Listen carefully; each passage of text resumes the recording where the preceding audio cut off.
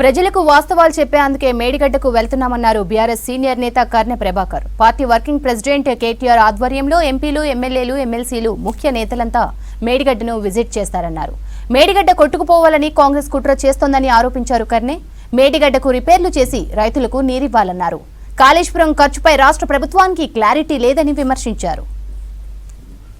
ఎక్కడికి వెళ్తున్నాం, ఎవరెవరం వెళ్తున్నాం అనేటువంటి మాటని రాష్ట్ర డీజీపీ గారు కూడా వారి దృష్టిలో పెట్టడం జరిగింది. తెలంగాణ ప్రజల కోరిక అయినటువంటి సస్యశ్యామలంగా మారాల్సినటువంటి తెలంగాణని ఎండబెట్టే కుట్రలో భాగమే కాంగ్రెస్ పార్టీ చేస్తుందని చెప్పడానికి నిలువెత్తు నిదర్శనం 1,00,000 కోట్ల అవినీతి అని పదే పదే చెప్పినటువంటి వాళ్ళు కాగు నివేదికల 94,000 కోట్ల అవినీతి అంటే, మంత్రులు చెప్పినటువంటి దాంట్లో 97 కోట్ల రూపాయల ఖర్చు అని చెప్పడం జరిగింది.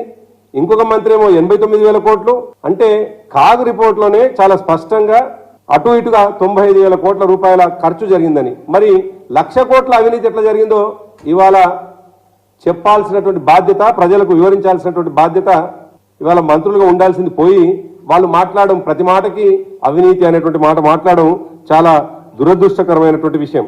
విచారణలో తేలాల్సినటువంటి అంశాలు విచారణ అధికారులు తేలుస్తారు కానీ, అంతకంటే ముందే నిన్న ఉత్తమ్ కుమార్ రెడ్డి గారు ఇది ప్రపంచంలోనే అతిపెద్ద అవినీతి ప్రాజెక్టు అని ఎట్లా జస్టిఫై చేస్తాడో, ఎట్లా ఆయన ఆర్డర్లు ఇస్తారు మరి.